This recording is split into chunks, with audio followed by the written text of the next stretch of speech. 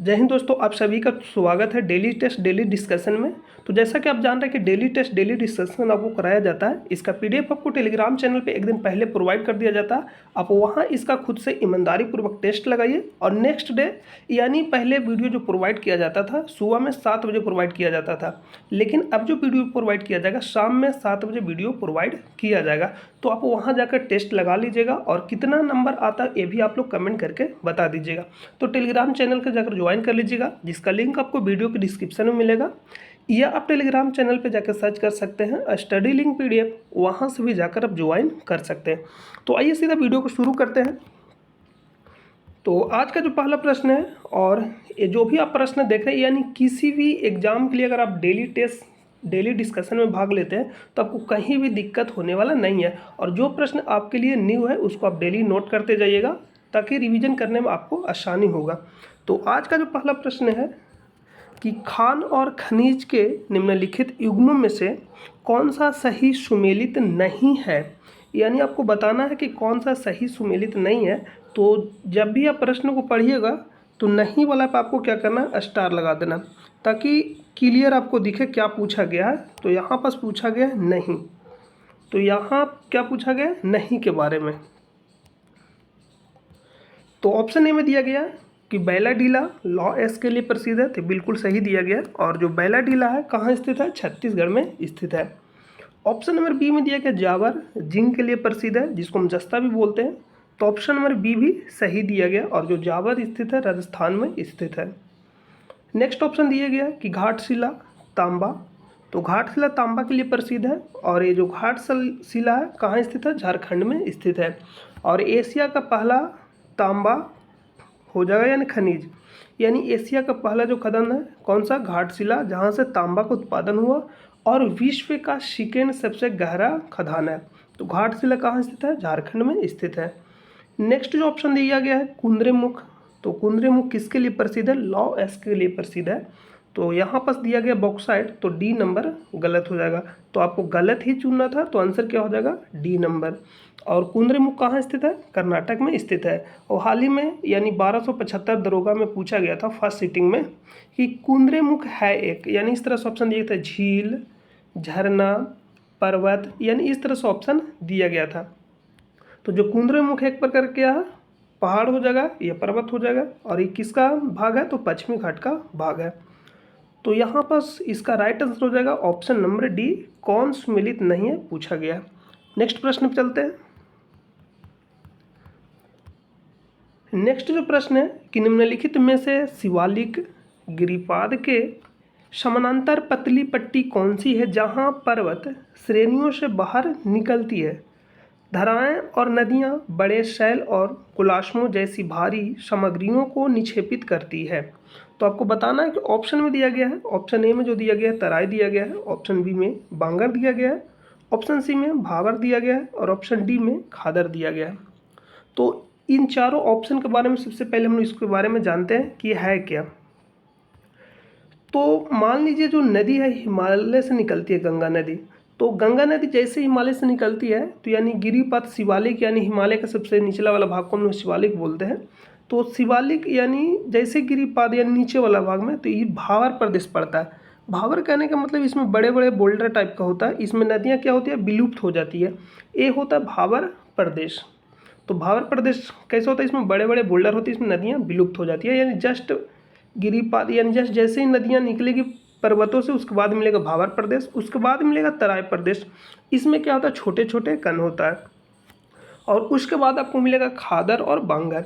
तो खादर क्या होता है कि जहाँ नदियाँ प्रत्येक वर्ष बाढ़ की पानी लाती है, तो यानी जहाँ नदियाँ प्रत्येक वर्ष बाढ़ के पानी लाती है तो उसको बोलते हैं खादर। खादर करने का मतलब कि नई नई मिट्टी, तो इसमें क्या होगा, ज़्यादा उत्पादन हो, क्योंकि नई नई हर साल मिट्टी लाया जाएगा नदियों के द्वारा, तो यहाँ पास उत्पादन होगा, यानी खादर में सबसे ज़्यादा होगा।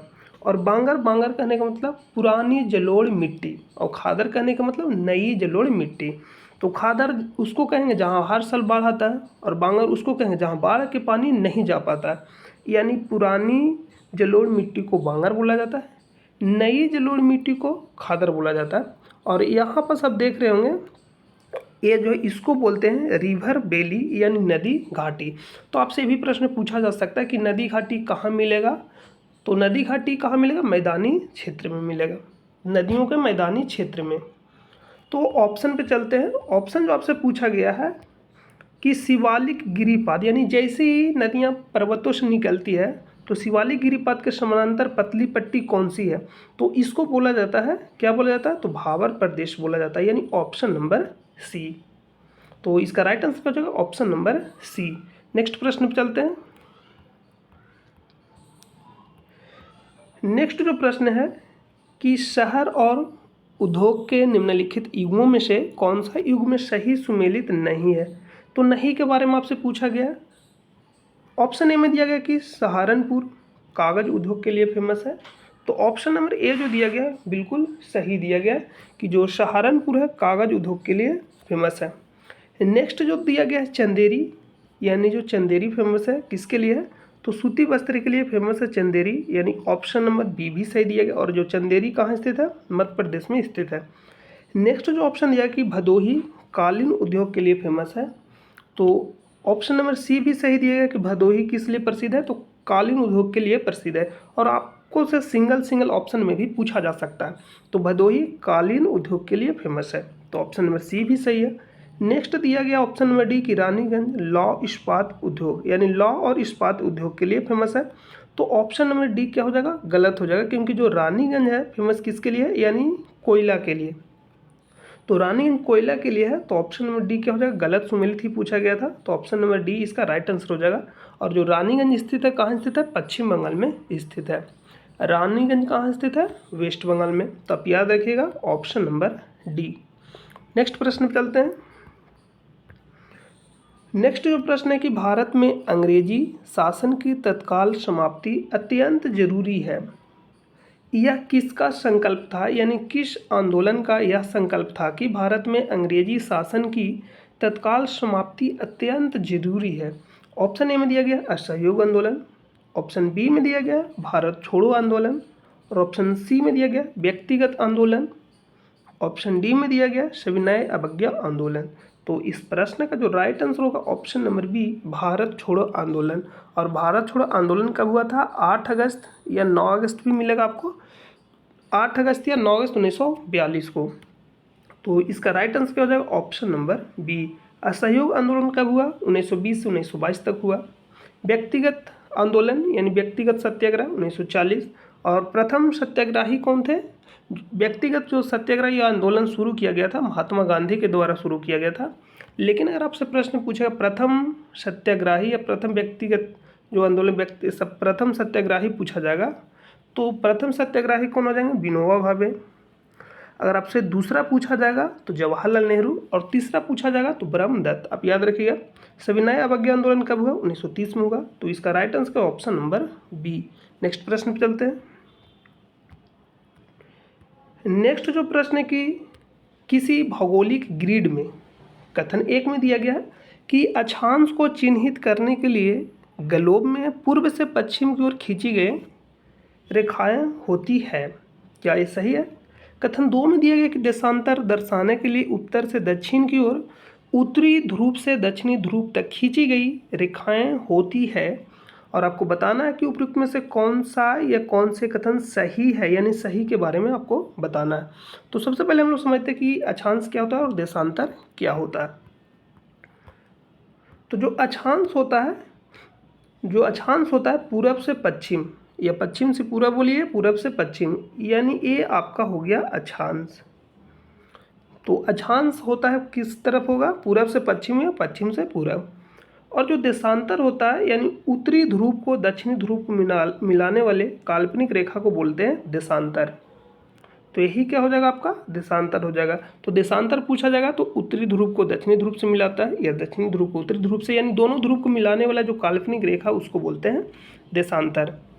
और ये आपका अक्षांश हो जाएगा, यानी पश्चिम से पूर्व वाला रेखा को क्या बोलेंगे, अक्षांश बोलेंगे। तो आपसे इसी के बारे में पूछा गया है कि जो अक्षांश होता है यानी किधर से किधर होता है, तो जो अक्षांश होता है पूरब से पश्चिम की ओर होता है या पश्चिम से पूरब की ओर, यानी 1 नंबर कथन बिल्कुल सही दिया गया। नेक्स्ट जो कथन दिया गया कि देशांतर दर्शाने के लिए उत्तर से दक्षिण की ओर, उत्तरी ध्रुव से दक्षिणी ध्रुव तक खींची गई रेखाएं होती है, तो कथन 2 भी सही दिया गया है। यानी उत्तरी ध्रुव से दक्षिणी ध्रुव तक खींची गई रेखाएं होती है, तो 1 नंबर भी सही है और 2 नंबर भी सही है। आपसे पूछा गया सही के बारे में, तो ऑप्शन नंबर सी दोनों कथन सही दिया गया। नेक्स्ट प्रश्न पे चलते हैं। और अगर आपसे पूछा जाएगा कि जो भारत का समय जोन है कितना डिग्री देशांतर है, तो आप लोग कमेंट करके बताइएगा। नेक्स्ट प्रश्न पे चलते हैं। नेक्स्ट जो प्रश्न पूछा गया कि वायुमंडल के निम्नलिखित में से किस स्तर में मौसम की सभी परिघटनाएं घटित होती है। ऑप्शन ए में दिया गया मध्यमंडल, क्षोभमंडल, वाह वायुमंडल या समताप मंडल। तो इसका राइट आंसर क्या हो जाएगा, क्षोभमंडल, या इसी को बोला जाता है ट्रोपोस्फेयर। यानी क्षोभमंडल में मौसम संबंधित सभी घटनाएं घटित होता है और ये सबसे निचला मंडल है, तो क्षोभमंडल हो जाएगा। उसके बाद कौन सा आएगा, समताप मंडल या स्ट्रेटोस्फेयर जिसको बोलते हैं। इसमें पाया जाता है आयन परत, यानी आयन जो ओजोन परत, आयन बोल दिया क्या, ओजोन परत किस मंडल में पाया जाता है आपसे पूछा जाएगा, तो समताप मंडल में पाया जाता है। और उसके बाद आता है मध्यमंडल, यानी उसके बाद फिर आएगा आयन मंडल और उसके बाद आएगा वाह वायुमंडल। तो इसका राइट आंसर हो जाएगा ऑप्शन नंबर बी। नेक्स्ट जो प्रश्न पूछा गया कि निम्नलिखित में से वह कौन सी एक रीति नहीं है, तो नहीं के बारे में पूछा गया है कि जिसमें प्राचीन भारत में राजा उच्च स्थान प्राप्त करने के लिए प्रयास करते थे। यानी कौन सा रीति नहीं है जिसमें प्राचीन भारत के राजा उच्च स्थान प्राप्त करने के लिए प्रयास करते थे।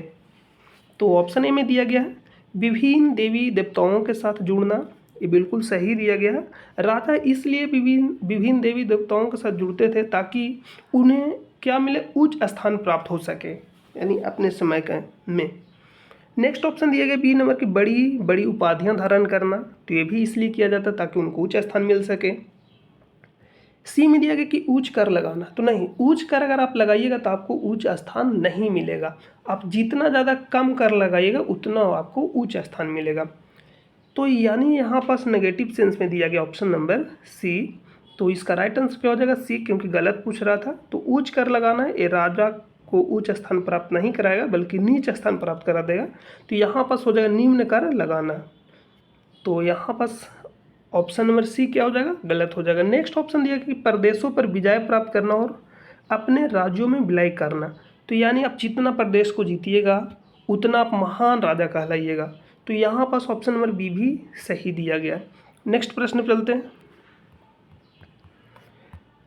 नेक्स्ट जो प्रश्न है कि विशिष्ट कृषि और इसके उत्पादों के निम्नलिखित युग्मों में से कितने युग्म सही सुमेलित हैं। ये प्रश्न आपसे पूछा गया है। तो कितने युग्म सही सुमेलित है, कथन एक में, सॉरी, ऑप्शन नंबर 1 में दिया गया है एपी कल्चर किससे संबंधित है, तो एपी कल्चर शहद उत्पादन से संबंधित है, आप याद रखिएगा। 2 नंबर में दिया गया सेरीकल्चर, यह रेशम उत्पादन से संबंधित है।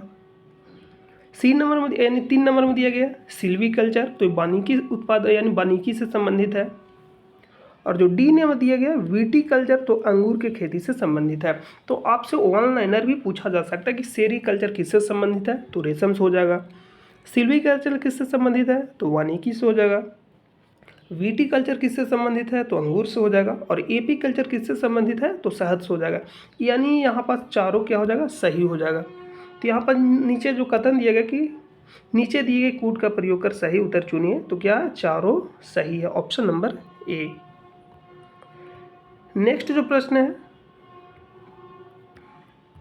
यानी नेक्स्ट नंबर प्रश्न है कि भारत की भौगोलिक, इसको हम जूम कर देते हैं, ऑप्शन हम लोग बाद में देखेंगे। यहाँ पर पूछा कि भारत की भौगोलिक विशेषताओं के बारे में निम्नलिखित कथनों पर विचार कीजिए, कर लेते हैं। और पूछा गया कि कौन सा सही है। कथन 1 में दिया गया कि प्रायद्वीपीय पठार का दक्षिणी बिंदु नीलगिरी पहाड़ियों द्वारा निर्मित है जहाँ पूर्वी और पश्चिमी घाट मिलती है। यानी प्रायद्वीपीय पठार कहाँ तक विस्तृत है, तो दक्षिण में नीलगिरी पहाड़ी तक विस्तृत है जहाँ पूर्वी घाट और पश्चिमी घाट मिलती है। तो एक प्रश्न आपसे भी पूछा जाता है कि पूर्वी घाट और पश्चिमी घाट कहाँ मिलती है, तो आंसर क्या होगा, नीलगिरी पहाड़ी पे। और नीलगिरी पहाड़ियों द्वारा निर्मित है, तो वहाँ तक ही क्या है, जो प्रायद्वीपीय पठार है फैला हुआ है नीलगिरी पहाड़ी तक। तो 1 नंबर कथन क्या हो जाएगा, सही हो जाएगा। नेक्स्ट है कथन नंबर 2 कि कार्डेमम पहाड़ियों को पूर्वी घाट का सतत विस्तार माना जाता है। तो यहाँ पास पूर्वी घाट नहीं होगा बल्कि क्या होगा, पश्चिमी घाट होगा। और कार्डेमम पहाड़ी जिसको मिलायची पहाड़ी भी कहा जाता है, और यह यानी सबसे दक्षिण में पूछेगा आपसे कि भारत के सबसे दक्षिण में कौन सा पहाड़ी है, तो कार्डेमम पहाड़ी। और ये जो स्थित है केरल और तमिलनाडु के सीमा पर स्थित है। तो आप याद रखिएगा इसको। तो यानी कथन नंबर 2 क्या हो जाएगा, गलत हो जाएगा। यहाँ पास दिया गया पूर्वी घाट, तो पूर्वी घाट का हिस्सा नहीं है बल्कि पश्चिमी घाट का हिस्सा है। तो कथन नंबर 2 गलत हो जाएगा। तो आपसे पूछा कि कौन सा सही है, तो केवल कथन 1 सही है। तो यहाँ पर आंसर क्या हो जाएगा, केवल 1 सही है। नेक्स्ट प्रश्न पे चलते हैं। तो आप यहाँ पर देख सकते हैं, आप इसको इसी रेंज में याद रखिएगा क्योंकि ये जो दिया गया अरेंज फॉर्म में दिया गया है। यहाँ पर सब देख सकते हैं, सबसे जो नीचे कार्डेमम है और उसके बाद अगस्त्यामलाय, उसके बाद अन्नामलाय, उसके बाद नीलगिरी हो जाएगा, उसके बाद पालनी पहाड़ी हो जाएगा, उसके बाद सिरूमलाय, पंचमलाय, शेवराय, जाबदी। तो इस तरह से आपको अरेंज करने के लिए भी दिया जा सकता है, उत्तर से दक्षिण या दक्षिण से उत्तर। तो सबसे दक्षिण में पाया जाता है कार्डेमम, उसके बाद आ जाएगा अगस्त्यामलाय, उसके बाद आ जाएगा अन्नामलाय, उसके बाद नीलगिरी। तो इस तरह से आप याद रखिएगा, अरेंज करने के लिए पूछा जाता है। नेक्स्ट प्रश्न पे चलते हैं। एक और भी प्रश्न आपसे पूछा जाता है कि दक्षिण भारत की सबसे ऊंची चोटी कौन सा है, तो अनाय मुड्डी हो जाएगा, जो अन्नामलाय पहाड़ी पर स्थित है। नेक्स्ट प्रश्न पे चलते हैं।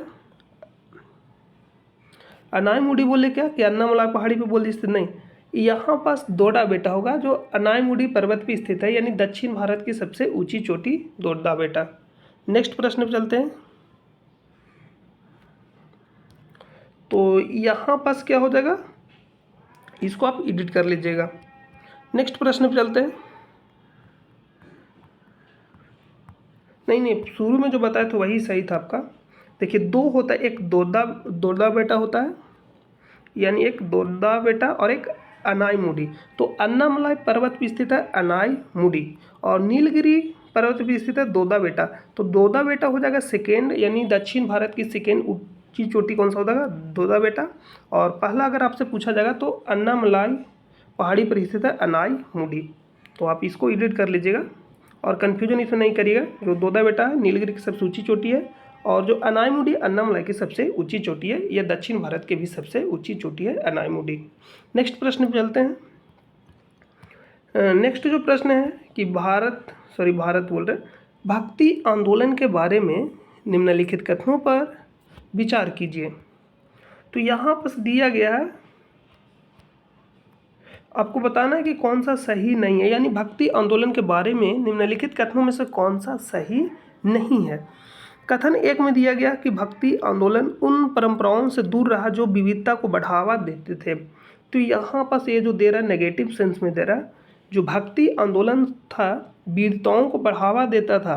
क्या करता था, विविधताओं को बढ़ावा देता था। तो कथन 1 यानी ऑप्शन नंबर 1 में दिया गया कि भक्ति आंदोलन उन परंपराओं से दूर रहा जो विविधता को बढ़ावा देते थे। दूर नहीं रहा बल्कि विविधता को बढ़ावा देता था भक्ति आंदोलन। तो कथन 1 ही गलत हो जाएगा। नेक्स्ट कथन यानी ऑप्शन नंबर बी कि उत्तर भारत में भक्ति आंदोलन के केंद्र में राम और कृष्ण की उपासना थी। तो बिल्कुल सही दिया गया है। भक्ति आंदोलन ईश्वर की भक्ति पर आधारित था, चाहे वह सगुण हो या निर्गुण हो। सी नंबर भी ऑप्शन सही दिया गया। डी नंबर कि यदि तुलसीदास ने सगुण भक्ति परंपरा का प्रतिनिधित्व किया तो कबीर ने निर्गुण भक्ति के मार्ग का अनुसरण किया, यानी डी नंबर भी सही दिया गया। तो गलत क्या हो जाएगा, ऑप्शन नंबर ए। नेक्स्ट प्रश्न पर चलते हैं। नेक्स्ट जो प्रश्न पूछा गया कि निम्नलिखित में से किस राज्य में रूपकुंड झील स्थित है। ऑप्शन ए में दिया गया केरल, ऑप्शन बी में दिया गया मणिपुर और ऑप्शन सी में दिया गया हिमाचल प्रदेश और ऑप्शन डी में दिया गया उत्तराखंड। तो इस प्रश्न का जो राइट आंसर हो जाएगा रूपकुंड झील जो स्थित है, कहाँ स्थित है, उत्तराखंड में, ऑप्शन नंबर बी।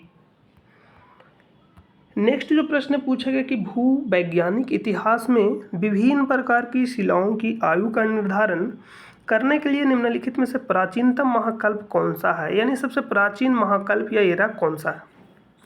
तो इस तरह का जब भी आपसे प्रश्न पूछा जाएगा तो आप इसका इंग्लिश वर्जन ही याद रखिएगा, यानी pre Cambrian, Mesozoic, Cenozoic, Palaeozoic. तो सबसे जो पहले यानी सबसे जो पुराना हो जाएगा कौन सा हो जाएगा, प्री कैम्ब्रियन, उसके बाद कैम्ब्रियन आएगा, उसके बाद पैलियोजोइक, उसके बाद मेसोजोइक, उसके बाद सेनोजोइक। तो यहाँ पर पूछा गया सबसे प्राचीन, तो सबसे प्राचीन इसका आंसर क्या हो जाएगा, यानी प्री कैम्ब्रियन, यानी ऑप्शन नंबर ए। और उसके बाद कैम्ब्रियन, उसके बाद अगर आपसे पूछा जाएगा तो पैलियोजोइक, उसके बाद फिर सीनोजोइक, उसके बाद मेसोजोइक और उसके बाद सीनोजोइक, यानी प्री कैम्ब्रियन, कैम्ब्रियन, पैलियोजोइक, उसके बाद मेसोजोइक, उसके बाद सीनोजोइक, यानी सबसे लास्ट में हो जाएगा सीनोजोइक। नेक्स्ट प्रश्न पे चलते हैं। नेक्स्ट जो प्रश्न पूछा गया है सांची स्तूप के बारे में पूछा गया है कि सांची और इसके पुरातात्विक खोज परिणामों के संबंध में निम्नलिखित कथनों पर विचार कीजिए। कथन एक में दिया कि जब 1818 में सांची की खोज हुई, तो आपको यही याद रखना पहला पॉइंट कि सांची का खोज कब हुआ था, 1818 में। इसके 4 में से 3 तोरण द्वार तब भी खड़े थे और चौथा उसी स्थान पर पड़ा हुआ था जहां वह गिरा था। तो ये कथन 1 नंबर बिल्कुल सही दिया गया। नेक्स्ट यानी कथन नंबर 2 दिया गया कि सांची में चित्रित पशुओं में हाथी, घोड़ा, बंदर और गाय बैल शामिल है। तो कथन नंबर 2 भी सही दिया गया है। तो यहाँ पर सब चित्र देख सकते हैं, अगर आप चित्र में देखिएगा ध्यान से आपको सारा चीज़ यहाँ पर दिखाई देगा। हाथी दिखाई दे रहा होगा, आप यहाँ पर देख सकते हैं शेर, यानी जो भी दिया गया ऑप्शन में यहाँ पर सारा आपको दिखाई देगा। तो यानी कथन नंबर 2 भी बिल्कुल सही दिया गया। गाय बैल ऐसे सभी का चित्रण किया गया था सांची में। तो यहाँ पास जो कथन नंबर 2 भी सही हो जाएगा। तो आपसे पूछा गया कि कौन सा सही है, तो सही के बारे में पूछा गया, तो दोनों कथन क्या है, सही है, यानी ऑप्शन नंबर सी।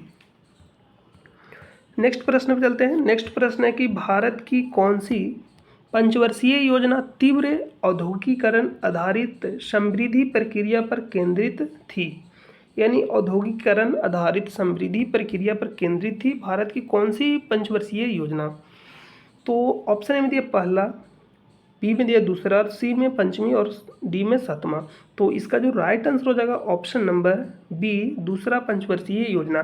जो पहला पंचवर्षीय योजना था किस पर आधारित था, कृषि पर आधारित था, और दूसरा औद्योगिकरण पे। और दूसरा जो पंचवर्षीय योजना हो जाएगा कब से कब तक चला, तो पहला 51 से 56, तो दूसरा क्या हो जाएगा 56 से 61, 5 वर्ष आपको ऐड कर देना। पहला जो पंचवर्षीय योजना हेराल्ड डोमर मॉडल पे आधारित है, जबकि सेकेंड पंचवर्षीय योजना पीसी महालनोबिस मॉडल पे आधारित है। तो आंसर क्या हो जाएगा ऑप्शन नंबर बी। नेक्स्ट प्रश्न पे चलते हैं। नेक्स्ट जो प्रश्न है कि 16वीं शताब्दी की रचना चंडी मंगल का रचनाकार कौन है, यानी चंडी मंगल का रचनाकार कौन है। तो इसका जो राइट आंसर हो जाएगा मुकुंद राम चक्रवर्ती, यानी ऑप्शन नंबर डी इसका राइट आंसर हो जाएगा मुकुंद राम चक्रवर्ती।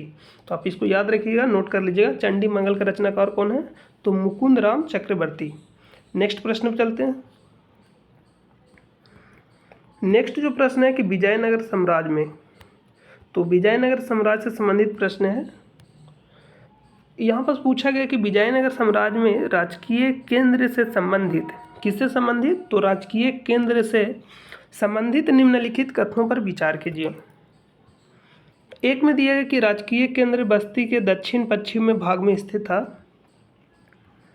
तो कथन नंबर 1 बिल्कुल सही दिया गया है कि जो राजकीय केंद्र है बस्ती के दक्षिण पश्चिम भाग में स्थित है। कथन 2 दिए कि इसमें 60 से भी अधिक मंदिर शामिल थे, तो ये भी कथन सही दिया गया है। और कथन 3 में दिया गया कि स्थल पर लगभग 30 भवन परिसरों की पहचान राजमहलों के रूप में किया गया, तो ये भी सही दिया गया। यानी जो भी कथन यहाँ पर दिया गया सभी सही दिया गया। तो आपसे पूछा क्या गया है कि कौन सा सही है, तो यहाँ पर क्या हो जाएगा, तीनों कथन सही हो जाएगा, यानी ऑप्शन नंबर सी। नेक्स्ट जो प्रश्न पूछा गया कि कपास उगाने के लिए निम्नलिखित में से कौन सी मृदा आदर्श है। तो कपास उगाने के लिए जो सबसे आदर्श मृदा है रेगुर मृदा, या इसी को कपासी मृदा भी कहा जाता है, या इसी को काली मृदा भी कहा जाता है। तो इसका राइट आंसर क्या हो जाएगा ऑप्शन नंबर ए। नेक्स्ट प्रश्न पर चलते हैं। नेक्स्ट प्रश्न है कि केंद्रीय बौद्ध विद्या संस्थान कहाँ स्थित है। तो ये कहाँ स्थित है, लेह लद्दाख में। आप याद रखिएगा कि केंद्रीय बौद्ध विद्या संस्थान कहाँ स्थित है, तो लेह लद्दाख में। नेक्स्ट नंबर प्रश्न है, सवेज नहर से संबंधित प्रश्न पूछा गया है। सवेज नहर के बारे में निम्नलिखित में से कौन सा या कौन से कथन सही है या है, ये आपसे प्रश्न पूछा गया है। कथन एक में दिया गया कि सवेज मानव निर्मित नौचालन नहर है, तो ये बिल्कुल सही दिया गया। और इसका जो निर्माण शुरू हुआ था 1859 में, और इसका जो निर्माण यानी पूरा हुआ था कंप्लीट 1869 में। तो यानी 1869 में सवेज नहर को खोल दिया गया था, यानी निर्माण पूरा हो गया था। कथन 2 में दिया गया है सवेज नहर भूमध्य सागर और लाल सागर को जोड़ती है, तो कथन नंबर 2 भी सही दिया गया है कि सवेज नहर किससे जोड़ता है, भूमध्य सागर को लाल सागर से। अभी आपको मैपिंग पे बताएंगे। 3 नंबर में दिया गया है कि सवेज नहर का आर्थिक महत्व पनामा नहर के आर्थिक महत्व से कम है, तो यहाँ पर 3 नंबर गलत दिया गया है। सवेज नहर का जो आर्थिक महत्व है बहुत ही ज़्यादा महत्व है, क्योंकि यह यूरोप को, यानी जो पहले हम लोग अफ्रीका से पूरा घूम कर जाते थे, ये सीधा जो नहर है यूरोप को किससे जोड़ता है, तो एशिया हो जाएगा, यानी एशिया को जोड़ता है। तो यानी यहाँ पर जो कथन हो जाएगा 3 नंबर गलत हो जाएगा। पनामा नहर से इसका क्या है, आर्थिक महत्व ज़्यादा है। तो 1 और 2 सही है। तो आपसे पूछा क्या गया है कि नीचे दिए कूट का प्रयोग कर सही उत्तर बताइए।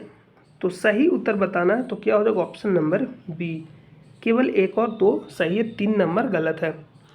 तो आप याद रखिएगा सवेज नहर से संबंधित, तो सवेज नहर से संबंधित क्या क्या पूछा जा सकता है। एक प्रश्न ये पूछेगा सवेज नहर जोड़ता किसको है, तो भूमध्य सागर को लाल सागर से। भूमध्य सागर ऊपर में स्थित है और लाल सागर नीचे स्थित है, यानी इस साइड। यहाँ पर पूछा जाएगा आपसे भी कि सवेज नहर के उत्तर में कौन सा पोर्ट स्थित है, तो पोर्ट शहीद सवेज नहर के उत्तर में स्थित है, और पोर्ट सुवेज सवेज नहर के दक्षिण में स्थित है। ये भी प्रश्न आपसे पूछा जाता है, तो सारा प्रश्न याद रखिएगा। और इसका जो डिस्टेंस है 193 किलोमीटर। नेक्स्ट प्रश्न पे चलते हैं। देखिए सवेज नहर का जो लोकेशन है यहाँ आपको रेड सी मिल रहा होगा, और इधर भूमध्य सागर, यही आपका यहाँ पास लोकेशन यहाँ कहाँ है, यानी मिस्र में स्थित है। और जो पनामा नहर है यहाँ हो जाएगा, पनामा नहर जोड़ता किसको है, प्रशांत महासागर को अटलांटिक महासागर से। नेक्स्ट प्रश्न है कि निम्नलिखित कथनों पर विचार कीजिए। बिल्कुल विचार करेंगे। कथन 1 में दिया गया है कि चोलिस्तान के कई स्थलों और बनावली में मिट्टी से बने हल्के प्रतिरूप मिले हैं, तो बिल्कुल सही दिया गया। बनावली से मिट्टी के बने हल्का प्रतिरूप मिला है। चोलिस्तान कहने का मतलब जो मरुस्थल है भारत में, थार मरुस्थल, उसी को पाकिस्तान में चोलिस्तान कहा जाता है। तो आप याद रखिए थार मरुस्थल को पाकिस्तान में किस नाम से जाना जाता है, चोलिस्तान नाम से जाना जाता है। तो वही बोला जा रहा है कि चोलिस्तान के कई स्थलों और बनावली में मिट्टी से बने हल के प्रतिरूप मिले हैं, तो ये बिल्कुल सही हो जाएगा। और बनावली कहाँ स्थित है, हरियाणा में, ये भी आप याद रखिएगा। कथन नंबर 2 जो दिया गया है कि कालीबंगन में जोते गए खेत का साक्ष मिला है, यहाँ तक सही दिया गया, लेकिन जो कि हड़प्पा सभ्यता के विकसित चरण से संबंधित है, ये वाला गलत दिया गया, यानी सेकेंड लाइन। तो सेकेंड लाइन गलत दिया गया, तो इसका कारण यह कथन क्या हो जाएगा, गलत हो जाएगा, यानी 2 नंबर कथन गलत हो जाएगा।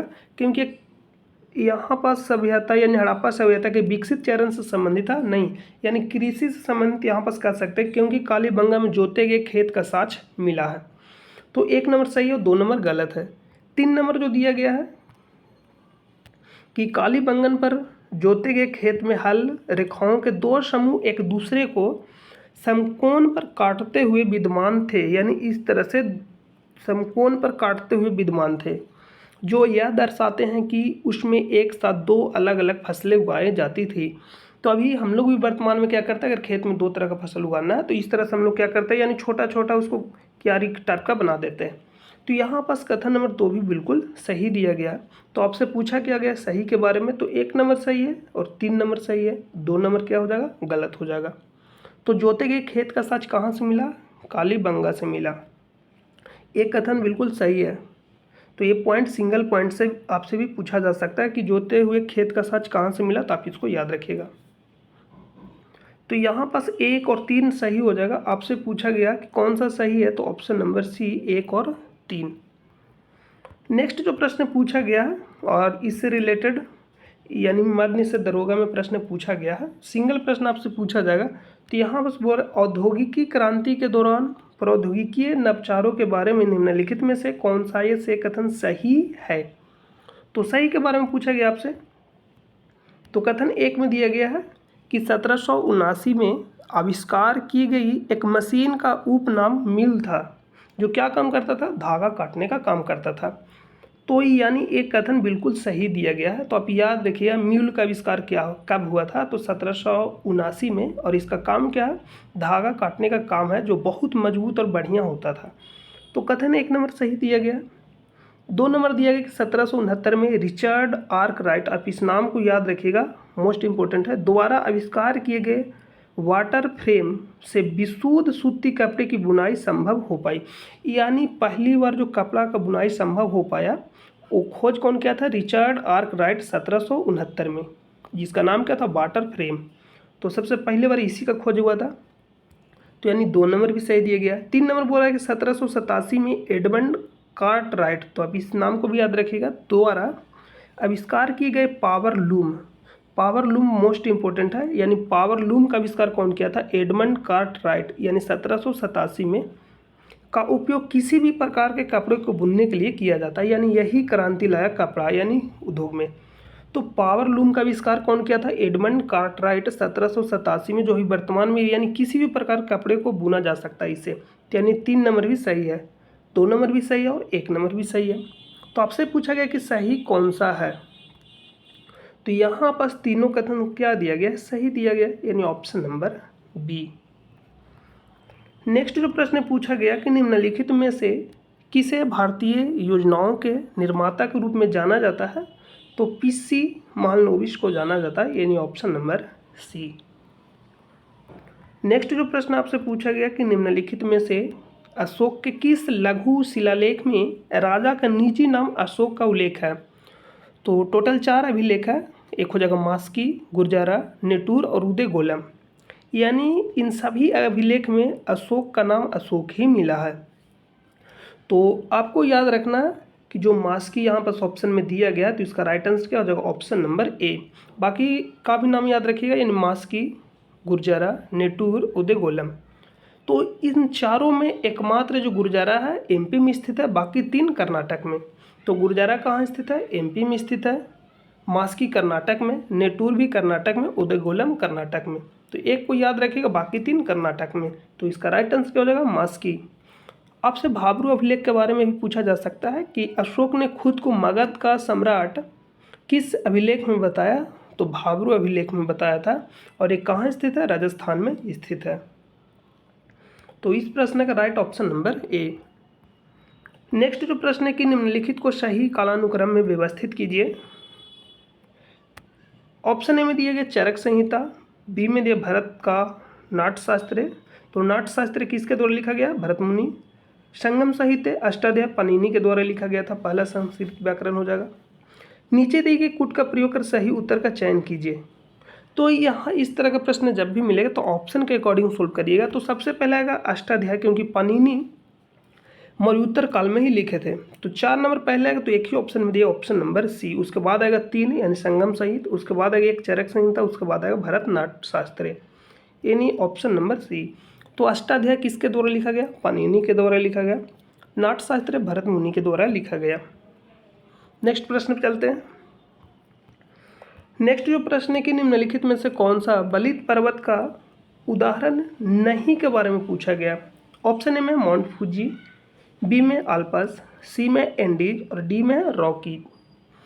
तो इसका जो राइट आंसर हो जाएगा option number A, mount Fuji. Mount Fuji को फूजियान भी कहा जाता है, फूजीसान भी कहता है, यानी फूजियामा भी कहा जाता है और फ्यूजीसान भी कहा जाता है। और ये जो स्थित है, कहाँ स्थित है, जापान में स्थित है, होन्शो द्वीप पर। और जापान का जो सबसे बड़ा द्वीप है होन्शो द्वीप ही है, और होन्शो द्वीप पर स्थित है माउंट फूजी। अभी आपको हम लोकेशन में बता रहे हैं। तो यहाँ पास इसका जो राइट आंसर जो ऑप्शन नंबर ए, क्योंकि यह माउंट जो फूजी है एक प्रकार का ज्वालामुखी पर्वत है। लेकिन आपसे पूछा गया बलित पर्वत, जिसको हम मुर्दार पर्वत भी कहते हैं, तो आल्पस पर्वत यूरोप में स्थित है, यह एक प्रकार का बलित पर्वत है। एंडीज पर्वत, ये जो आपका स्थित हो जाएगा, यानी दक्षिण अमेरिका में स्थित है और ये भी एक प्रकार का बलित पर्वत है। रॉकी यानी उत्तरी अमेरिका में स्थित, ये भी एक प्रकार का बलित पर्वत है। और जो हिमालय भी एक प्रकार का बलित पर्वत है, तो आप याद रखिएगा। माउंट फुजी कैसा पर्वत है, तो ज्वालामुखी पर्वत है। तो यहाँ पर सब देख सकते हैं, ये है आपका जापान का मैप, यानी माउंट फुजी यहाँ पर आपको दिख रहा होगा, माउंट फुजी। और ये किस द्वीप पर स्थित है, तो होन्शो द्वीप पर स्थित है। और जापान का सबसे बड़ा द्वीप कौन सा है, होन्शो। एक प्रश्न यहाँ से एक और भी प्रश्न पूछा जाता है कि जापान के द्वीपों को उत्तर से दक्षिण में अरेंज करिए, तो सबसे उत्तर में स्थित है होकाइडो, यहाँ देख रहे हैं होकाइडो, उसके बाद होन्शो, उसके बाद शिकोको, उसके बाद क्यूशो। तो आप इस फॉर्म में याद रखिएगा। और सबसे बड़ा पूछा कौन सा द्वीप है, तो होन्शो। तो इसका राइट आंसर क्या हो जाएगा, ऑप्शन नंबर ए। नेक्स्ट जो प्रश्न पूछा गया कि निम्नलिखित में से कौन सी मृदा जैव मृदा है, यानी किस मृदा को जैव मृदा के नाम से भी जाना जाता है, तो जिसका नाम है हिस्टोशोलस, यानी ऑप्शन नंबर बी। तो जो प्रश्न आपके लिए नया होगा, जो भी पॉइंट उसको आप नोट कर लीजिएगा। तो मृदा यानी जैव मृदा किसे कहा जाता है, हिस्टोशोलस को कहा जाता है। नेक्स्ट प्रश्न पे चलते हैं। नेक्स्ट जो प्रश्न है कि भारत का उत्तरी दक्षिण और पूर्वी पश्चिमी सड़क कॉरिडोर यानी गलियारा निम्नलिखित में से किस शहर में एक दूसरे को पार करते हैं, तो ये कहाँ हो जाएगा, झांसी में मिलते हैं। यानी इधर से आएगा पूर्वी पश्चिमी गलियारा, उधर से आएगा उत्तरी दक्षिणी गलियारा, यानी झांसी, और झांसी जो पड़ता है यूपी में पड़ता है, यानी ऑप्शन नंबर डी इसका राइट आंसर हो जाएगा। नेक्स्ट प्रश्न पे चलते हैं। और जो पूर्वी पश्चिमी गलियारा है कहाँ से कहाँ तक है, तो असम के सिलचर से यानी गुजरात के पोरबंदर तक। ये भी आपसे प्रश्न बहुत ज़्यादा पूछा जाता है। नेक्स्ट प्रश्न पे चलते हैं। नेक्स्ट है कि विश्व के निम्नलिखित जलवायु क्षेत्रों में से किस एक का विशेष अभिलक्षण पवन का मौसमी उत्क्रमण है, यानी पवन का मौसमी उत्क्रमण है तो मानसूनी जलवायु यानी बदलना, पवन का मौसमी उत्क्रमण है, तो इसका आंसर क्या हो जाएगा, मानसूनी जलवायु या मानसून जलवायु, यानी ऑप्शन नंबर डी। नेक्स्ट प्रश्न पे चलते हैं। नेक्स्ट जो प्रश्न आपसे पूछा गया कि निम्नलिखित में से कौन सा कथन सही नहीं है, तो आप सही नहीं पर ध्यान दीजिएगा, नहीं के बारे में पूछा गया। एक में दिया गया है, यानी ऑप्शन नंबर ए में बोकारो इस्पात संयंत्र दामोदर नदी बेसिन में स्थित है, तो बिल्कुल सही दिया गया है। बी नंबर दिया गया कि जमशेदपुर स्टील प्लांट दामोदर और ब्राकर के संगम पर स्थित है, एक गलत दिया गया, क्योंकि जो जमशेदपुर स्टील प्लांट है ये जो स्थित है यानी कहाँ स्थित, तो खरकई और स्वर्ण रेखा नदी के संगम पे। तो जो जमशेदपुर स्टील प्लांट है खरकई और स्वर्ण रेखा नदी के संगम पर स्थित है, तो ऑप्शन नंबर बी गलत हो जाएगा। आपसे पूछा गया गलत कौन सा है, तो ऑप्शन नंबर बी। नेक्स्ट है सेलम इस्पात संयंत्र कावेरी नदी के तट पर स्थित है और ये कहाँ है, तमिलनाडु में, तो ऑप्शन नंबर सी बिल्कुल सही दिया गया। तो आपसे गलत पूछा गया तो गलत कौन सा हो जाएगा, option number B, C number सही है। नेक्स्ट है भिलाई जो छत्तीसगढ़ में स्थित है। इस्पात संयंत्र को तांदुला यानी तांदुला जलाशय से पानी प्राप्त होता है, ये भी सही दिया गया है, यानी कथन नंबर बी गलत हो जाएगा, ऑप्शन नंबर बी। नेक्स्ट जो आपसे प्रश्न पूछा गया कि भारत में पश्चिमी विक्षोभ के कारण होने वाली वर्षा से सामान्यतः निम्नलिखित में से कौन सी फसल का लाभ पहुंचता है, तो कौन सी फसल का लाभ पहुंचता है, तो जो पश्चिमी विक्षोभ से जो वर्षा होता है यानी ठंडे के दिनों में वर्षा होता है, तो ये जो वर्षा होता है कहाँ होगा, हरियाणा, पंजाब यानी राजस्थान के कुछ इलाकों में। तो ये गेहूं के लिए क्या लाभदायक है, तो ऑप्शन नंबर बी। और पश्चिमी विक्षोभ जो अपना यानी वर्षा जो उठाता है यानी कहाँ से, तो भूमध्य सागर से, तो इसका राइट आंसर क्या है, ऑप्शन नंबर बी। नेक्स्ट है भूदान आंदोलन के संदर्भ में।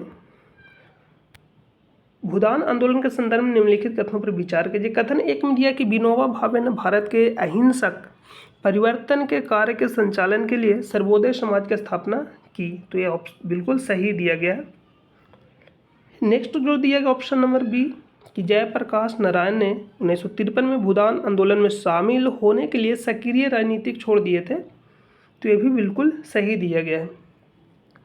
3 नंबर जो कथन दिया गया कि भूदान आंदोलन के परिणाम स्वरूप सबसे पहले भूमि का दान तेलंगाना के पोचमपल्ली ग्राम में किया गया था, तो यानी भूदान आंदोलन के परिणाम स्वरूप सबसे पहले भूमि का दान कहाँ किया गया था? तो आप इस पॉइंट को याद रखिएगा कि तेलंगाना के पोचमपल्ली ग्राम में किया गया था सबसे पहली बार भूमि दान, तेलंगाना के पोचमपल्ली ग्राम में। तो यानी जो भी कथन यहाँ पर दिया गया भूदान आंदोलन से, वो सभी कथन सही दिया गया। तो पूछा गया कि उपयुक्त में से कितने कथन सही है, यानी 1, 2, 3 या कोई नहीं, तो तीनों क्या हो जाएगा? सही हो जाएगा, ऑप्शन नंबर सी। नेक्स्ट जो प्रश्न आपसे पूछा गया संयुक्त राष्ट्र सुरक्षा परिषद में, यानी संयुक्त राष्ट्र सुरक्षा परिषद से संबंधित प्रश्न पूछा गया कि संयुक्त राष्ट्र सुरक्षा परिषद में अस्थायी सदस्यों के निर्वाचन से संबंधित निम्नलिखित कथनों में से कौन सा या से सही है? सही के बारे में पूछा गया। तो संयुक्त राष्ट्र सुरक्षा परिषद में टोटल जो सदस्य होते हैं 15 होते हैं, 10 अस्थायी सदस्य होते हैं और 5 अस्थायी सदस्य होते हैं। 10 जो अस्थायी सदस्य होते हैं इनका जो कार्यकाल होता है 2 वर्षों का होता है, और जो अस्थायी सदस्य होते हैं इनके पास होता है वीटो पावर। तो जो 10 अस्थायी सदस्य होते हैं इनका जो कार्यकाल होता है 2 वर्षों के लिए होता है, और प्रत्येक 2 वर्ष पे यानी 5 सदस्यों का चुनाव होता है। तो बाकी ऑप्शन पे चलते हैं, और इनका जो चुनाव होता है विभिन्न यानी अलग अलग महादेश से यानी संख्या बांटा हुआ है। तो वही यहाँ कथन 1 में दिया गया है कि अफ्रीका और एशिया से 5 सदस्य, तो बिल्कुल सही दिया गया, शामिल किए जाते हैं। पूर्वी यूरोप से 1, लैटिन अमेरिका से 2, पश्चिमी यूरोप से या अन्य राष्ट्रों से 2 सदस्य शामिल किए जाते हैं। यानी अफ्रीका और एशिया मिला के 5, पूर्वी यूरोप से 1, लैटिन अमेरिका से 2 और पश्चिमी यूरोप या अन्य राष्ट्रों से 2। यानी पूर्वी यूरोप से 1 और लैटिन अमेरिका से 2 और पश्चिमी और अन्य राष्ट्रों से 2, यानी 5 टोटल मिला के अफ्रीका और एशिया से ही शामिल किया जाता है, और बाकी में 5, तो टोटल कितना हो गया? 10 अस्थायी सदस्य। तो 1 नंबर बिल्कुल सही दिया गया है। कथन 2 नंबर दिया कि प्रत्येक वर्ष महासभा द्वारा 2 वर्ष की अवधि के लिए 6 सदस्यों का, तो यहाँ पर 6 सदस्यों का नहीं बल्कि कितने? 5 सदस्यों को निर्वाचित किया जाता है। तो 2 नंबर क्या हो जाएगा? गलत हो जाएगा, और 1 नंबर क्या था? सही था। आपसे पूछा गया कि नीचे दिए गए कूट का प्रयोग कर सही उत्तर चुनिए। तो सही उत्तर चुनना है तो केवल क्या हो जाएगा? 1 सही है, यानी ऑप्शन नंबर ए। नेक्स्ट प्रश्न पे चलते हैं। नेक्स्ट जो प्रश्न है कि महान्यायवादी के बारे में आपको बताना है। तो महान्यायवादी के बारे में चर्चा संविधान के अनुच्छेद 76 में है। तो भारत के महान्यायवादी के संबंध में निम्नलिखित कथनों पर विचार कीजिए। कथन जो 1 दिया गया कि वह भारत सरकार का प्रथम विधि अधिकारी होता है, तो बिल्कुल सही दिया गया। तो आपसे ऑनलाइनर में सीधा प्रश्न पूछा जाता है कि भारत सरकार का प्रथम विधि अधिकारी कौन होता है? तो महान्यायवादी, जिसको हम अटॉर्नी जनरल भी बोलते हैं, और इसके बारे में चर्चा संविधान के अनुच्छेद 76 में है। कथन 2 दिया गया कि उसे मताधिकार के बिना संसद के किसी भी सदन में बोलने का अधिकार है, तो कथन 2 भी सही दिया गया। जो भारत का महान्यायवादी होता है यानी संसद के किसी भी सदन में भाग ले सकता है, बोल सकता है, या लोकसभा हो या राज्यसभा, लेकिन आपको याद रखना कि वोट नहीं दे सकता। तो 2 नंबर सही हो जाएगा। नेक्स्ट है 3 नंबर कि उसे भारत के राष्ट्रपति द्वारा नियुक्त किया जाता है, तो ये भी बिल्कुल सही दिया गया। नेक्स्ट जो प्रश्न है कि युवा न्यायालय में सरकार का पूर्णकालिक कौंसल होता है, ये जो दिया गया गलत दिया गया। बाकी जो 3 ऑप्शन दिया गया था सही दिया गया था। तो आपसे पूछा गया कि उपयुक्त कथनों में से कितने कथन सही हैं, यानी 1 कथन सही है या 2 कथन सही है या 3 कथन सही है या चारों सही है। तो कितने कथन सही हैं? 3, यानी ऑप्शन नंबर सी। कौन कौन सही था? 1 नंबर सही था, 2 नंबर सही था और 3 नंबर। नेक्स्ट प्रश्न पर चलते हैं। नेक्स्ट जो प्रश्न आपसे पूछा गया कि भारत के संविधान का निम्नलिखित में से कौन सा उपबंध जिला योजना समिति से संबंधित है, तो ये संबंधित हो जाएगा अनुच्छेद 243 ZD। तो यहाँ पर इंग्लिश वर्जन देख लीजिएगा, अनुच्छेद 243 ZD, यानी ऑप्शन नंबर ए। जिला योजना समिति किस अनुच्छेद में है? तो अनुच्छेद 243 ZD। नेक्स्ट जो प्रश्न है ये 480 मेगावाट फुकोट करनाली जल विद्युत परियोजना कहाँ स्थित है, यानी डायरेक्ट आपसे प्रश्न पूछा जाएगा फुकोट करनाली जल विद्युत परियोजना कहाँ स्थित है, तो ये जो स्थित है नेपाल में हो जाएगा, ऑप्शन नंबर सी। नेक्स्ट प्रश्न पे चलते हैं। नेक्स्ट जो प्रश्न है कि एक नदी के बारे में, और संयुक्त राष्ट्र सुरक्षा परिषद से एक प्रश्न और भी पूछा जा सकता है। अभी याद यानी हाल ही में यानी 5 नए सदस्य को शामिल किया गया है, जिसका जो कार्यकाल शुरू होगा 1 जनवरी 2025 से शुरू होगा। और वो कौन कौन सा सदस्य है? तो हो जाएगा Pakistan, Somalia, Greece, Denmark, Panama. तो आप याद रखिएगा 5 नए सदस्य को शामिल किया गया, जिसका जो कार्यकाल शुरू होगा 1 जनवरी 2025 से। नेक्स्ट प्रश्न है कि एक नदी के बारे में निम्नलिखित कथनों पर विचार कीजिए। दिया गया कि यदि नदी हिंदुकुश पर्वत श्रेणी से निकलती है, यह नदी हिंदुकुश पर्वत श्रेणी से निकलती है और लगभग 1100 किलोमीटर की लंबी दूरी तय करने के पश्चात हार्मोन आर्द्र भूमि में प्रवाहित होती है, यानी हार्मोन आर्द्र भूमि में प्रवाहित होती है। इस नदी के जल के बंटवारे को लेकर 2 पड़ोसी राष्ट्रों के बीच गंभीर विरोध रहा है। निम्नलिखित में से नदी की पहचान की, यानी ये जो पूरा जो कहा गया कथन किस नदी के बारे में कहा गया है। तो सबसे पहले आप यहाँ देखिएगा जलवायु परिवर्तन, यानी जो भी आपको डेटा दिया जाता है यानी ऑफिशियल वेबसाइट से दिया जाता है, तो यहाँ पर आप देख सकते हैं कि जलवायु परिवर्तन के कारण संकट गहराने के बीच ईरान और अफगानिस्तान के बीच हेलमंद जल अधिकारों पर विवाद, यानी ईरान और अफगानिस्तान के बीच हेलमंद नदी को लेकर जल विवाद था। तो यही प्रश्न आपसे पूछा गया है कि किस नदी के बारे में सारा कहा गया है। तो ये आंसर क्या हो जाएगा? हेलमंद नदी, ऑप्शन नंबर डी। नेक्स्ट जो प्रश्न आपसे पूछा गया है कि सूची 1 को सूची 2 से सुमेलित कीजिए, और जब भी इस तरह का प्रश्न आप सुमेलित करिएगा तो ऑप्शन के अकॉर्डिंग ही सुमेलित करिएगा। तो आपको देखना कि ऑप्शन यानी कथन ऑप्शन ए में दिया गरुड़ शक्ति। गरुड़ शक्ति किसके बीच होता है? भारत और इंडोनेशिया। तो 1 का 4, तो 1 का 4 इन ऑप्शन बी में भी नहीं, ऑप्शन डी में भी नहीं, तो काट देना आपको। बी नंबर दिया गया है घुमंतू हाथी। मान लीजिए आपको इसके बारे में जानकारी नहीं है तो नेक्स्ट ऑप्शन पढ़ेंगे। नेक्स्ट ऑप्शन दिया गया मित्र शक्ति। तो मित्र शक्ति का जो आयोजन किया जाता है भारत और श्रीलंका के बीच किया जाता है, यानी मित्र शक्ति का हो जाएगा सी का 2। तो आपको देखना सी का 2 किस में, क्योंकि केवल ऑप्शन ए और बी ही बचा। तो सी का 2 ऑप्शन नंबर यानी बी में, तो ऑप्शन बी इसका राइट आंसर हो जाएगा। इसके कहने का मतलब कि घुमंतू हाथी कहाँ किसके बीच होता है? तो भारत और मंगोलिया के बीच होता है। धर्म गार्जियन भारत और जापान हो जाएगा। तो यहाँ पास यानी 1 का 4, बी का 3 और मित्र शक्ति भारत श्रीलंका यानी सी का 2 और धर्म गार्जियन 1 यानी भारत जापान। तो इसका right answer option number B. Next जो प्रश्न है कवच स्वचालित ट्रेन सुरक्षा प्रणाली के बारे में निम्नलिखित कथनों पर विचार कीजिए। तो कथन पर विचार करने से पहले आप इसको सबसे पहले समझा देते इसके बारे में कि कवच भारतीय उद्योग के सहयोग से अनुसंधान, डिजाइन और मानक संगठन RDSO द्वारा स्वदेशी रूप से विकसित स्वचालित ट्रेन सुरक्षा प्रणाली है। कैसा विकसित है? तो स्वदेशी रूप से विकसित स्वचालित ट्रेन सुरक्षा प्रणाली है भारत उद्योग के सहयोग से। किसके द्वारा? RDSO यानी अनुसंधान, डिजाइन और मानक संगठन। भारतीय रेलवे में ट्रेन संचालन में सुरक्षा हासिल करने के लिए दक्षिण मध्य रेलवे द्वारा परीक्षणों की सुविधा प्रदान की गई है। यह सेफ्टी इंटीग्रिटी लेवल या सेफ्टी यानी SIL सेफ्टी इंटीग्रिटी लेवल 4 मानकों के साथ एक अत्याधुनिक इलेक्ट्रॉनिक सिस्टम है।